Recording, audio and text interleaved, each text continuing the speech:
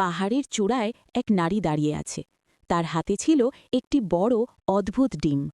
হঠাৎ তার হাত ফসকে ডিমটি পাহাড়ের ঢাল বেয়ে গড়িয়ে নিচে নামতে শুরু করল। পাথর আর ধুলো উড়িয়ে ডিমটি গড়িয়ে চলল অনেক দূর।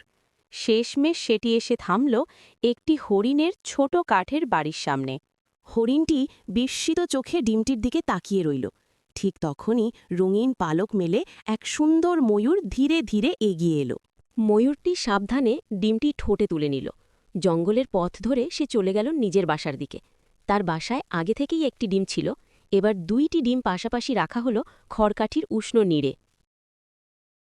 ময়ূর মা তার বিশাল রঙিন পালক মেলে 2 ডিমের ওপর ছায়া করে বসল।